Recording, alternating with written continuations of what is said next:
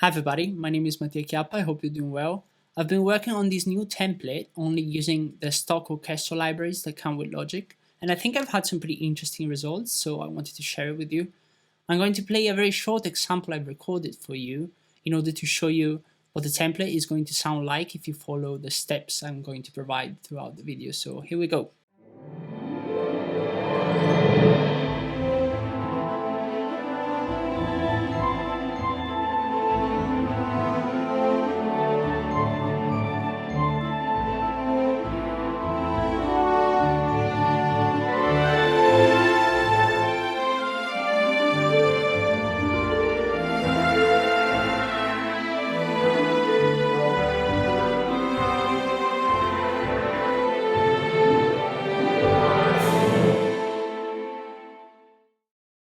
So this is actually half decent, I think. It's not amazing by any means, but that's not even the point. It's always going to be an approximation.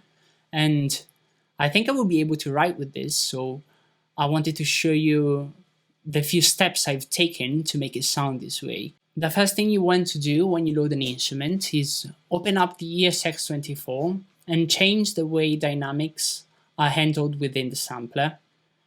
By default, it's set on velocity, but you want to change it to mod wheel because it makes it way more manageable.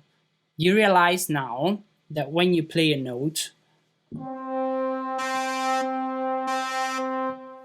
you can clearly hear the two dynamics layer they recorded, so we need to create some crossfades.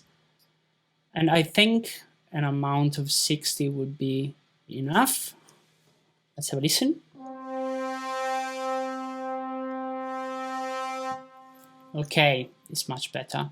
We still have expression being triggered by velocity, and we need to minimize that by raising this fader all the way to the top.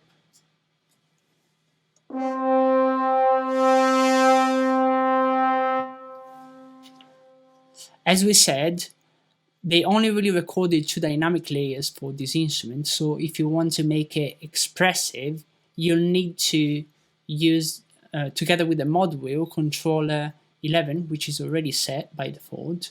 So by moving the two faders together, you can actually give the impression of a bigger dynamic range.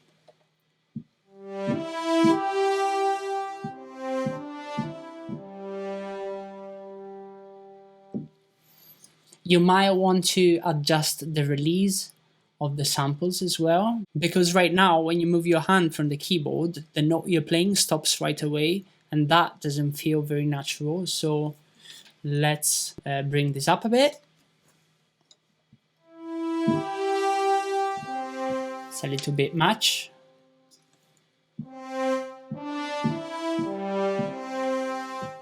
Okay, it's better now. Let's open up another instrument, for example, the violins. Violins have a different GUI, and it's actually a lot easier to do what we just did because they put a button over here. You can just press it and it's all done for you.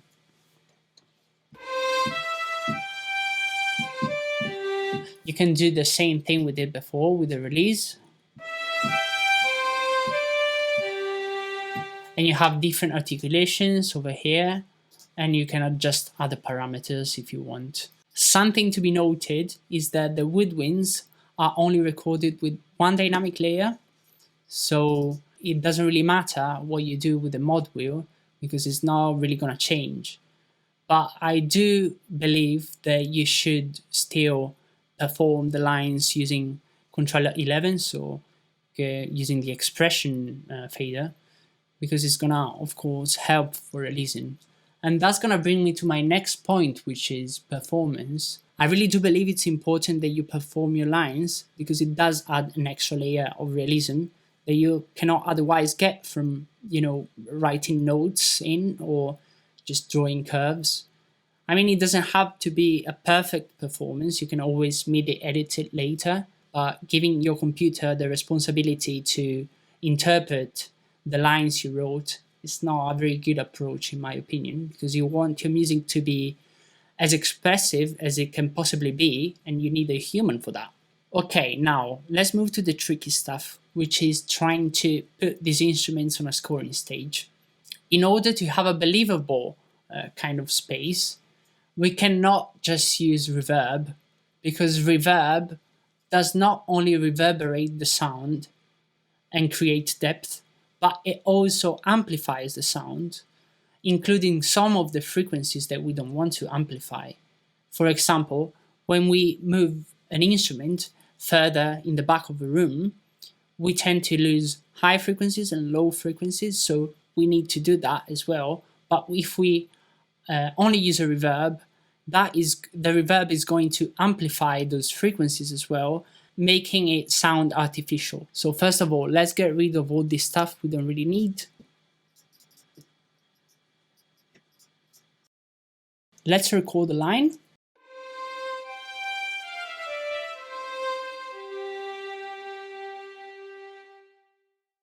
Let's start with an equalizer. We're going to cut some of the high frequencies and some of the lows.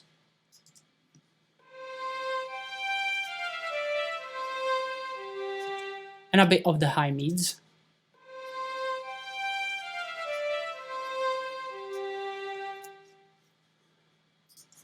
We can now insert a reverb.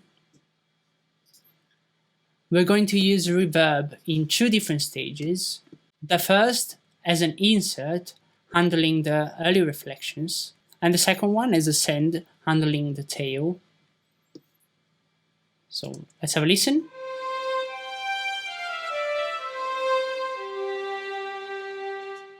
As we said, we want to eliminate part of the dry sound, so let's leave it about 20% and 80% wet.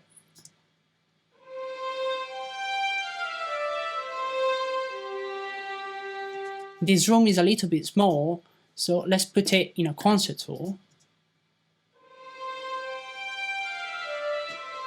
Let's get rid of the tail.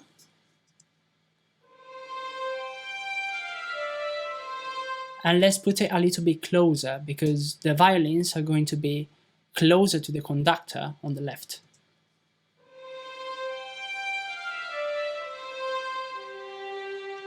Now I'm going to reduce the density and adjust a little bit of the dampening EQ. This is to taste, really. Let's move to the important stuff. This reverb is still amplifying part of the high frequencies, and it's important to use a post EQ in order to correct that. So we're going to cut some of the highs and some of the lows again.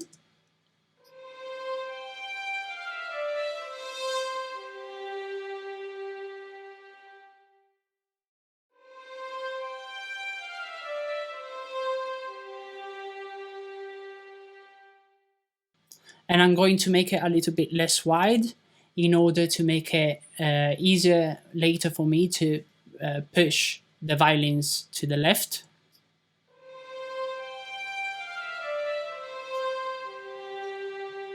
Okay, I think it's a good starting point. Let's have a listen without.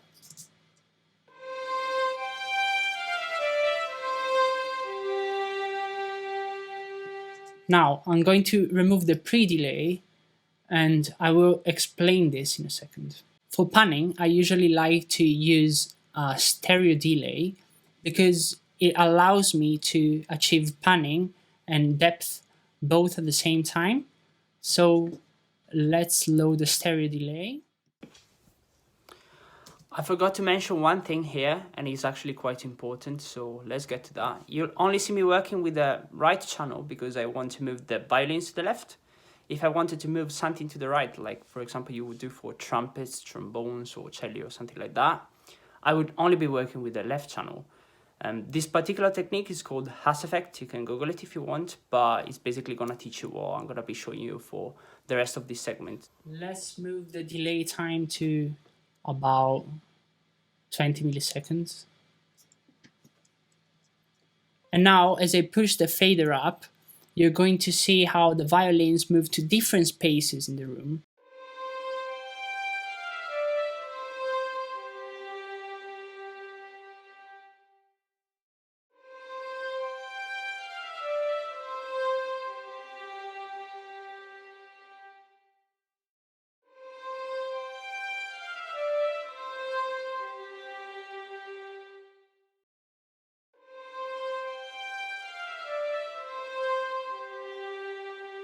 That seems about right.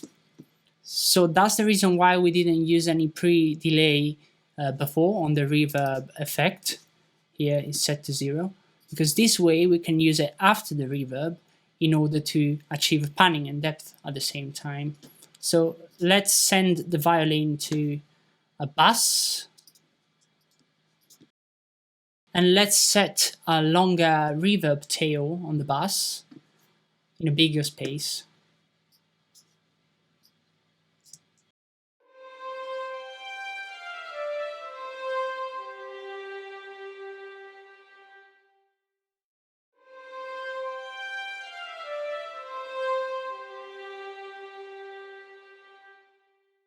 Let's set the pre-delay to about 15 milliseconds.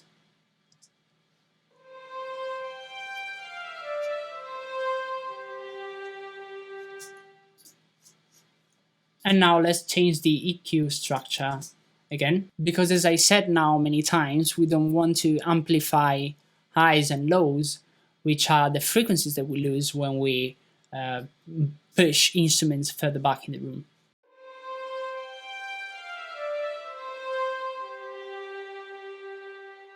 What I also like to do is push the send reverb to the sides in order to achieve some clarity. And that's that.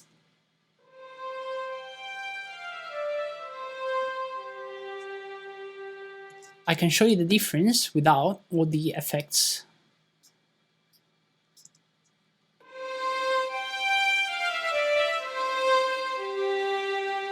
I mean, this is obviously much louder, but it's also much closer.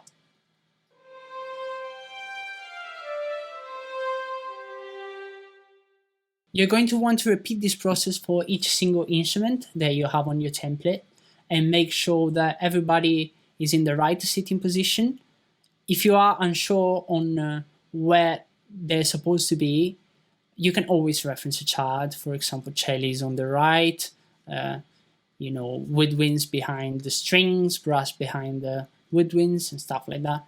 I'm going to show you very quickly what I have on my template here. So, for example, on the French horn stack, it's about 71% far, 15% dry, 87 wet.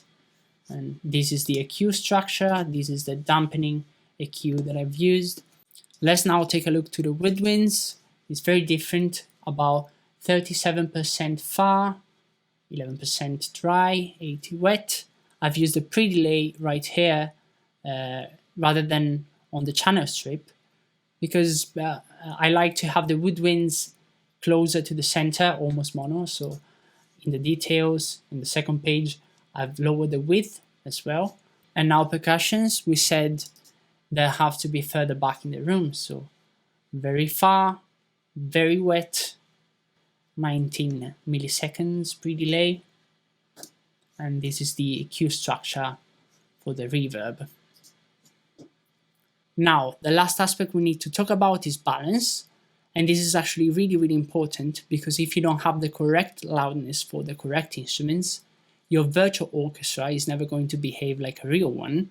If I open up my mixer, you'll see that some of the changes I have done can be sometimes very drastic. The way you can balance your template is by inputting a few bars from a score that you have, preferably a fortissimo passage, that is going to be your benchmark that you can't go past. What I've done here, I've used the main titles of Star Wars. I'm going to play a little bit of that for you.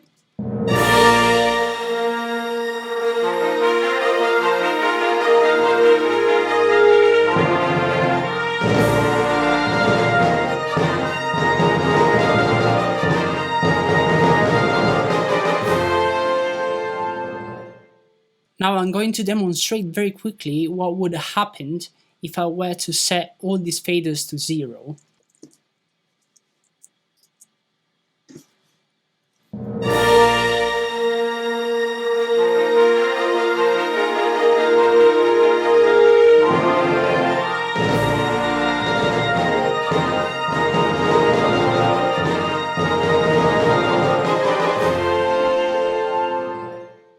I wanted to show you this just to make a point and show you how quickly you can destroy all the work you've done by simply altering the volumes of your instruments.